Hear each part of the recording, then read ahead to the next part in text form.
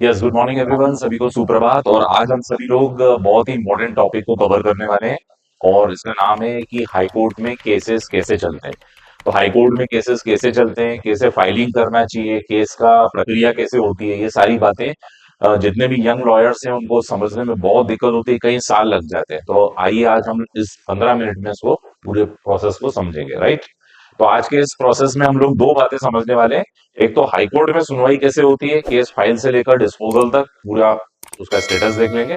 और साथ ही साथ आज हम लोग ये भी समझेंगे कि ई फाइलिंग कैसे होती है। ई फाइलिंग मतलब घर बैठे भी हम लोग केस को फाइल कर सकते हैं, तो उसके लिए क्या प्रोसेस होती है वो भी मैं आप लोगों को समझाने वाला हूँ।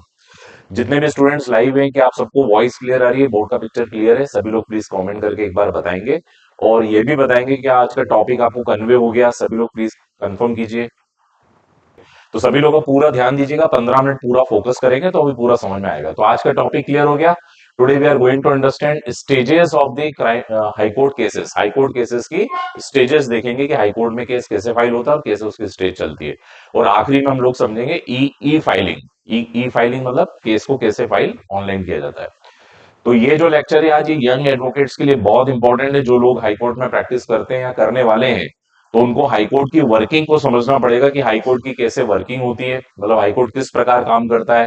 और जो लोग हाई कोर्ट में प्रैक्टिस करना चाहते हैं उनके लिए ये लेक्चर बहुत ही ज्यादा इंपॉर्टेंट है। दूसरी बात, आज हम लोग हाई कोर्ट के स्टेजेस देखेंगे। हाउ केस हर्ड, कैसे सुनवाई होती है हाई कोर्ट में, सुनवाई कैसे होती है, केसेस कैसे लगाए जाते हैं, कैसे उसकी सुनवाई होती है, कैसे डिस्पोजल होता है, क्या उसकी स्टेजेस होती हैं, ये सारी बातों को आज हम लोग समझेंगे। और लास्ट में हम लोग ये भी समझेंगे how to do e filing. E filing कैसे करें, मतलब केस को ऑनलाइन कैसे फाइल किया जा सकता है। तो उसकी पूरी प्रोसीजर हम देखेंगे, प्रोसीजर ऑफ ई फाइलिंग। ये सारा चीजें आज हम लोग समझने वाले हैं। तो आइए स्टार्ट करते हैं। तो मेरे पीछे जो आपको पिक्चर दिख रहा है, ये एमपी हाई कोर्ट का है, मध्य प्रदेश हाई कोर्ट। अब हम सब लोग इंदौर में रहते हैं, इसके सामने से गुजरते हैं। आप लोगों ने देखा ही है, एमजी रोड के सामने से आप ये बिल्डिंग देखते ही हैं।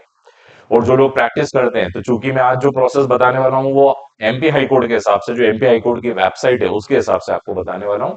ऐसे ही जो लोग अलग अलग राज्यों से हैं, जो लोग उत्तर प्रदेश से देख रहे हैं, जो लोग उत्तराखंड से देख रहे हैं, राजस्थान से देख रहे हैं, तो आपको अपना रिस्पेक्टिव हाई कोर्ट की जो वेबसाइट है उसमें जाना पड़ेगा। लगभग फाइलिंग के जो प्रोसीजर है और जो स्टेजेस है वो लगभग लगभग सेम है। एक माइन्यूट अंतर हो सकता है, बाकी लगभग पूरा सेम ही है। तो ये मेरे पीछे मध्य प्रदेश उच्च न्यायालय खंडपीठ इंदौर का बोर्ड है। और आज हम लोग इसी में ही समझने वाले हैं कि एमपी हाई कोर्ट के अंदर या हाई कोर्ट के अंदर जो लोग प्रैक्टिस करते हैं, ये टॉपिक उन्हीं के लिए है। और इसमें आज हम लोग केस की पूरी प्रोसीडिंग समझने वाले हैं, हियरिंग देखने वाले हैं और फाइलिंग भी देखने वाले हैं। और ये पीछे आपको ये फाइलों के बंडल दिख रहे होंगे, है ना। ये फाइलों के बंडल ऑफलाइन है। ऑफलाइन मीन्स किसमें, पेपर में, है ना। ई पेपर में नहीं है, पेपर में। तो आप जब न्यायालय में जाते हो तो इस प्रकार के बंडल आप वहां पर देखते ही हैं। तो किस प्रकार से फाइलिंग होती है और कैसे स्टेज चलती है उसको हम लोग समझते हैं। सबसे पहली स्टेज होती है केस फाइलिंग। कौन सी है? Case filing. केस को फाइल करना है। जो भी आप केस ड्राफ्ट करते हो, मतलब वो एमसीआरसी हो, मिसलेनियस क्रिमिनल रिवीजन हो, सीआरआर हो, क्रिमिनल रिवीजन हो, सीआरए हो, नॉमेनक्लेचर आप सभी को पता ही है। हाई कोर्ट के केसेस को नॉमेनक्लेचर किया गया है। सीआरए मतलब क्रिमिनल अपील, सीआरआर मतलब क्रिमिनल रिवीजन, सीआर लगाओ तो सिविल रिवीजन, है ना। एमसीआरसी ने मिसलेनियस क्रिमिनल केसेस, एमसीसी ने मिसलेनियस सिविल केसेस, डब्ल्यूपी तो आप सभी को पता है रिट पिटीशन, एमपी मतलब मिसलेनियस पिटीशन। ये सब नाम होते हैं। पीआईएल जो दाखिल होती है वो डब्ल्यूपी में दाखिल होती है। तो ऐसे सबके जो नाम होते हैं, जो भी आप अपना केस बनाते हो, उसको बनाने के बाद उसकी क्या करते हैं, न्यायालय में हम लेकर उसको क्या करते हैं, केस की फाइलिंग करते हैं। ये हमारा पहला स्टेज है। तो ये फर्स्ट स्टेज पे लिखा हुआ है। तो जो भी आपने पिटीशन बनाई है, जो भी आपने याचिका बनाई है, और नीचे की कोर्ट के खिलाफ अगर हम जाते हैं तो आप सभी को पता है अपील या रिवीजन में जाते हैं तो उसको क्या कहा जाता है, अपील मेमो। तो यहाँ तो आप पिटीशन दाखिल करना चाहते हैं, अपील मेमो दाखिल करना चाहते हैं, या क्या दाखिल करना चाहते हैं, पिटीशन या रिवीजन, फिर कोई एप्लीकेशन लगाना चाह रहे हैं। तो ये सब चीजें दाखिल करने के लिए सबसे पहले तो इसको आपको बनाना है ना। बनाने के बाद दो कॉपीज में इसको रेडी करना है। फिर ये कॉपी कहाँ पर पेश करनी पड़ती है, अभी हम लोग ऑफलाइन प्रोसीजर देख रहे हैं ना, ऑनलाइन लास्ट में भी बताऊंगा। तो वहां पे एक रजिस्ट्री डिपार्टमेंट होता है, रजिस्ट्रेशन जिसको हम बोलते हैं। तो अगर आप हाईकोर्ट में जाओगे तो एक बहुत बड़ा सा हॉल बना हुआ है जिसके अंदर रजिस्ट्रेशन पे आपको कुछ सील लगा के, और उसके अंदर एक फॉर्म रहता है, वो फॉर्म भर के आपको रजिस्ट्रेशन डिपार्टमेंट में सबमिट करना होता है। जब आप रजिस्ट्रेशन डिपार्टमेंट में सबमिट करते हो तो वहां पे उस फॉर्म की क्या होती है, पूरी स्क्रूटनिंग होती है। स्क्रूटनिंग मतलब ये देखा जाता है कि आपने पिटीशन सही बनाई है। अंदर का कंटेंट तो वो देख नहीं सकते क्योंकि जजेस तो है नहीं, लेकिन वो क्या देखते हैं, पिटीशन दो कॉपी में है कि नहीं, पेजेस रीडेबल है कि नहीं, पढ़ने में आ रहे हैं कि नहीं, टिकट सही लगाया है कि नहीं, वकालतनामे पे सिग्नेचर है कि नहीं, हर पिटीशन पे साइन है कि नहीं, एफिडेविट सपोर्ट में है कि नहीं, ये सारी बातें स्क्रूटनिंग करते हैं। स्क्रूटनिंग करने के बाद यदि वो देखते हैं कि आपकी पिटीशन बिल्कुल करेक्ट है, तो उसको नंबर मिल जाता है, पिटीशन का एक नंबर आ जाता है। और अगर मान लीजिए स्क्रूटिंग में पाया गया कि कुछ मिस्टेक है, तो आपकी फाइल किस में आ जाती है, डिफॉल्ट में। क्या बोलते हैं, डिफॉल्ट में। तो ये एक प्रश्न आता है कि हमारी फाइल किस में, डिफॉल्ट में। तो डिफॉल्ट का मैसेज आता है।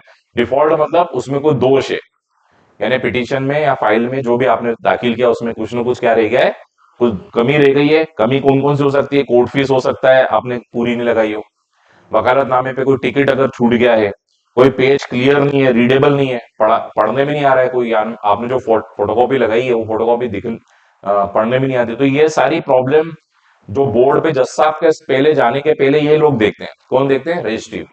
तो रजिस्ट्री पहले चेक करती है कि सब कुछ बराबर है, तो ही वो बोर्ड पे भेजेंगे। तो कोर्ट फीस पूरी नहीं है, पेज क्लियर नहीं है, या कोई मान लीजिए ट्रांसक्रिप्ट कॉपी चाहिए। ट्रांसक्रिप्ट का कॉपी का मतलब होता है जैसे जैसे आपने कोई व्हाट्सएप के मैसेज का कॉन्वर्सेशन दिया है, तो व्हाट्सएप के मैसेज आपने उसकी प्रिंट आउट दे दी, तो उसको कागज पे वापस से क्या करा के देना पड़ेगा, टाइप करा के देना पड़ेगा। या कई बार क्या होता है कि मान लीजिए कि कोई जज जो है वो साउथ से आ गए, साउथ से आ गए तो उनको इंग्लिश ही आती है, आपने हिंदी में दे दी, तो उसकी कौन सी कॉपी देनी पड़ेगी, आपको ट्रांसलेट कॉपी देनी पड़ेगी। और फिर ये सब डिफेक्ट के बाद आपको क्या करना पड़ता है, डिफेक्ट को क्योर करना पड़ता है, यानी एडवोकेट या एडवोकेट के जो भी जूनियर्स है वो क्या करते हैं, वहां पे जाके डिफेक्ट को क्योर करते हैं। क्योर का मतलब उस दोष को दूर करते हैं। और जैसे ही दोष को दूर करते हैं वैसे ही आपका नंबर जनरेट हो जाता है और आपकी फाइल लिस्टिंग में आती है। उसके बाद कॉज लिस्ट में आता है कि आपकी फाइल इस दिन सुनवाई पर लगी हुई। तो पहला पॉइंट समझ में आ गया। तो हम लोगों ने क्या समझा, फर्स्ट पॉइंट में हम लोगों ने क्या समझा, केस फाइलिंग के बारे में। तो केस फाइलिंग के बारे में बात चालू हो रही है, हियरिंग। अब यदि आप हाईकोर्ट की हियरिंग देखेंगे तो क्या कभी आपने हाईकोर्ट में भीड़ भड़का देखा है क्या, क्या वहां पे सारे पक्षकार जाते हैं क्या, पक्षकारों का काम ही नहीं है।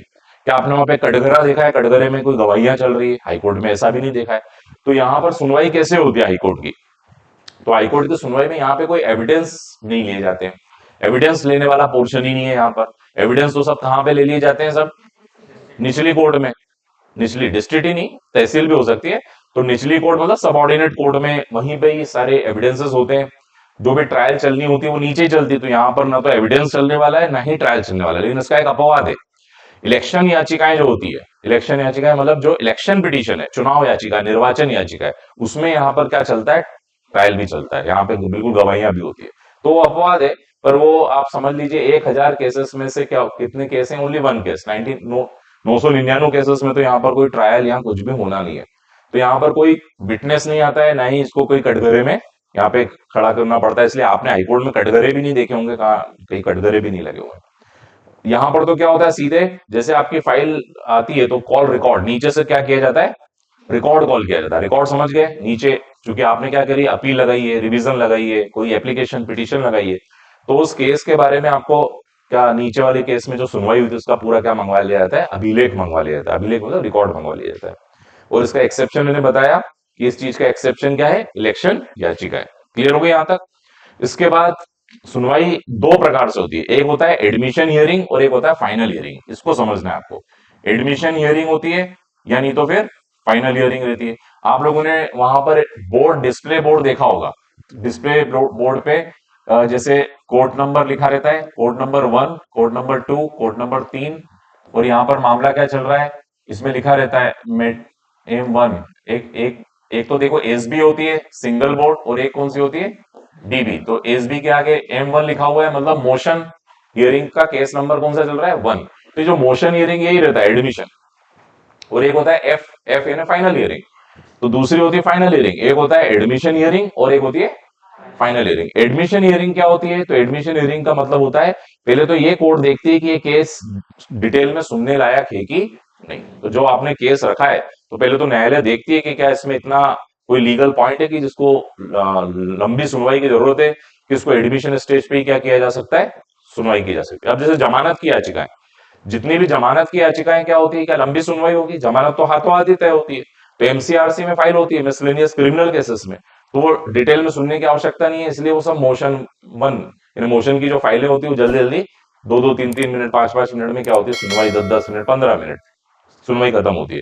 तो आपने देखा है कि एक जज के पास लगभग 120 मीटर लिस्ट होते हैं, तो 120 मीटर 10:30 बजे से जो चालू करते हैं वो सुनवाई, और कितने बजे खत्म होती है बोर्ड, बीच में लंच ब्रेक को छोड़ के कितने बजे खत्म होती है, 4:30। तो 4:30 तक लगभग लगभग वो अपनी सारी लिस्ट को क्या कर देते हैं, वो एग्जॉस्ट कर लेते हैं।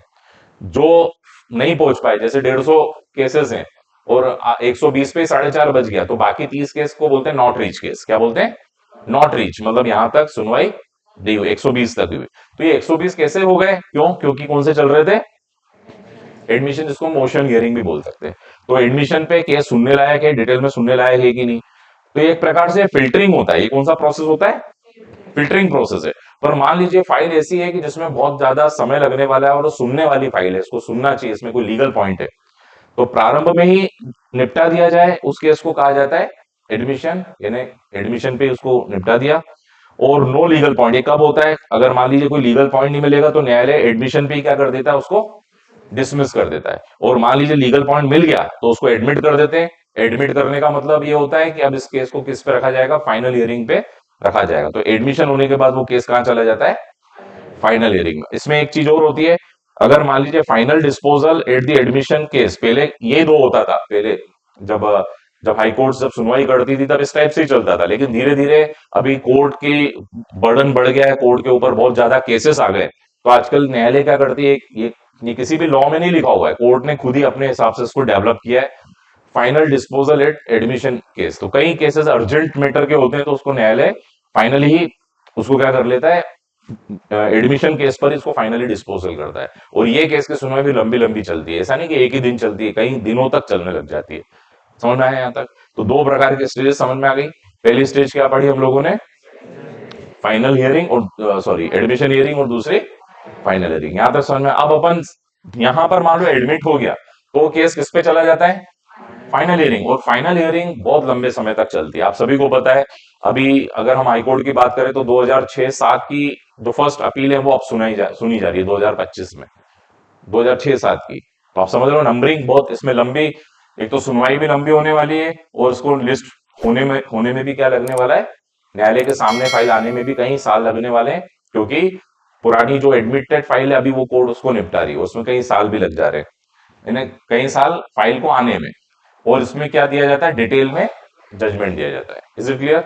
तो ये आपको मैंने सुनवाई की बातें बताई। सबसे पहले क्या हुआ, फाइलिंग हुई, फाइलिंग के बाद मैटर किस पे आ गया, सुनवाई में। सुनवाई में क्यों कौन सी बातें हो गई, एडमिशन और फाइनल हियरिंग। अब क्या हो रहा है, अब जजमेंट पे आते हैं, थर्ड नंबर पे जजमेंट। तो जजमेंट जो है आप सभी को पता है प्रिंसिपल ऑफ नेचुरल जस्टिस यहां भी फॉलो होगा। अगर मान लीजिए किसी व्यक्ति ने अपील की है, तो अपील किए तो उस अपील को पहले एडमिट कर लिया। एडमिशन में भी कई बार पार्टी को बुलाया जाता है, अपोनेंट पार्टी को, और फाइनल में भी पार्टी को, सामने वाली पार्टी को, दोनों पार्टीज को सुनकर ही न्यायालय क्या देगी, निर्णय देगी। तो प्रिंसिपल ऑफ नेचुरल जस्टिस आप लोगों को पता है, ऑडी अल्ट्रम पार्टम क्या मतलब होता है, दूसरे पक्ष को भी सुनो, हियर अदर पार्टी। तो उसको नोटिस जारी होंगे, वो अपियर होगा, अपियर होने के बाद उसको भी क्या किया जाएगा, the party will be heard, उसको भी सुना जाएगा। सुनने के बाद कोर्ट रिजर्व फॉर ऑर्डर कर देता है। रिजर्व फॉर ऑर्डर का मतलब होता है न्यायालय जो मोशन हियरिंग में तो बोर्ड पे ही डिटेक्शन देकर हाथों हाथ क्या कर देते हैं, ऑर्डर करते हैं, लेकिन इसमें नॉर्मली क्या कर देते हैं, चूंकि सुनवाई बहुत लंबी चली है तो न्यायालय हाथों हाथ बोर्ड पे डिटेक्शन ना देते हुए क्या कर देते हैं, रिजर्व फॉर ऑर्डर। और रिजर्व फॉर ऑर्डर के कुछ दिनों बाद उसका जजमेंट आपको अपलोड हो जाता है, फिर देखने को मिलता है। तो ये होती है, इस प्रकार से होती है हाईकोर्ट की सुनवाई। क्लियर हो गई बात है? अब हम लोग चलते हैं ई फाइलिंग केसेस पे। केसेस को ई फाइल कैसे करेंगे? आजकल आप सभी को पता है टेक्नोलॉजी का जमाना है, ऑनलाइन हो चुका है सारी चीजें। तो व्यक्ति यानी एडवोकेट भी क्या कर सकते हैं, ई फाइलिंग। हालांकि कोरोना के समय बहुत तेजी से हुआ था, है ना, कोरोना के समय कोर्ट खुल नहीं रही थी तो ई फाइलिंग वाला सेक्टर चालू हुआ था, और ये अभी भी कंटिन्यूअसली चल रहा है। So first resistor on the high court website. जो भी व्यक्ति इसमें करना चाहता है तो आप जब हाईकोर्ट की वेबसाइट पे जाओगे तो न्यू रजिस्ट्रेशन आएगा या लॉगिन आएगा। जो जो ऑलरेडी रजिस्टर्ड है वो लॉगिन पे चले जाएंगे, और न्यू रजिस्ट्रेशन पे एडवोकेट क्या करते हैं, अपना सरद नंबर, ईयर और अपना सरद नंबर डालते हैं तो वो रजिस्टर्ड हो जाते हैं। ठीक है, फिर click in the sign up button, फिर साइन अप बटन पे जाते हैं, verify email address and set password. फिर आपको एक एक पेज आएगा जिसपे क्या लिखा रहेगा कि अपना ईमेल एड्रेस वेरीफाई करिए, उसके बाद अपना एक पासवर्ड सेट करिए। नॉर्मली वकील लोग अपना जो सनद नंबर रहते हैं, उसी को पासवर्ड बना देते हैं। फिर अगर आप लिटिगेंट इन पर्सन है, मान लीजिए वकील नहीं है, कोई आम आदमी भी ई फाइलिंग कर सकता है, तो उसके लिए फिर उसको यहाँ पे क्लिक करना पड़ेगा। एक वर्ड आता है लिटिगेंट इन पर्सन, तो उसको जाके लिटिगेंट न्यू रजिस्ट्रेशन टैब के पास में एक बटन आता है लिटिगेंट इन पर्सन मतलब वो स्वयं करना चाह रहा है, तो उसको क्लिक करेगा। फिर after login select button, login के बाद select button, click on new E filing button, फिर वहां पर ई फाइलिंग बटन, ये सब करने के बाद ई फाइलिंग बटन आता है, उसको क्लिक करेंगे। Fill the detail and click save button, वहां पे जो भी डिटेल पूछी जाएगी, केस का टाइप क्या है, कौन सा केस है, क्या है, उसके अंदर आपको सेव बटन लगाना है। और सेव करने के बाद इंडेक्स पिटीशन को इंडेक्सिंग करना बहुत जरूरी है। पिटीशन को इंडेक्स किया जाएगा और आपकी जो भी पीडीएफ फाइल है उसको ब्राउज कर देंगे, मतलब उससे अटैच कर देंगे पीडीएफ फाइल को। उसके बाद नेक्स्ट बटन दबाएंगे। फिर लोअर कोर्ट की डिटेल आपको डालनी पड़ेगी, किस कोर्ट के अगेंस्ट आप आए हैं, लोअर कोर्ट का नाम, डेजिग्नेशन, उसकी डिटेल पूरी फिल करेंगे। फिर वापस से सबमिट बटन आएगा। फिर एक एडिशनल पार्ट आता है, एडिशनल पार्ट डिटेल में सामने वाला वकील कौन सा था, उनके नाम, पते, सेव, उसमें भी सेव बटन, फिर नेक्स्ट बटन करेंगे। फिर सब्जेक्ट कैटेगरी, फिर आपका कौन सा सब्जेक्ट है, या सब सब कैटेगरी आती है। फिर click and submit. Now fill the fees, फिर फीस की डिटेल आती है। जैसे ही फीस की डिटेल करेंगे तो पेमेंट बटन पे बैंक का, आपका यूपीआई का, जिस भी तरीके से आपको पेमेंट करना है वो पेमेंट की डिटेल आप करते हैं। तो ये तरीका होता है जिसके माध्यम से क्या किया जा रहा है आजकल, ई फाइलिंग होती है। तो आप लोगों को क्लियर हो गया, आज का ये सेशन कंप्लीट समझ में आया आप लोगों को। तो ये सेशन में हम लोगों ने क्या समझा कि हाई कोर्ट के केसेस कैसे चलते हैं, उसकी क्या स्टेटस होती है, और ई फाइलिंग कैसे किया जाता है। जितने भी स्टूडेंट्स लाइव हैं, आप सभी लोगों का यदि कोई डाउट है, कोई क्वेश्चन है, then you can ask the question. So we are closing. Otherwise, if there is no question, no doubt, then we will close this session. New batch भारतीय न्याय संहिता 2023। अधिक जानकारी के लिए अभी कॉल करें 9424 044 769।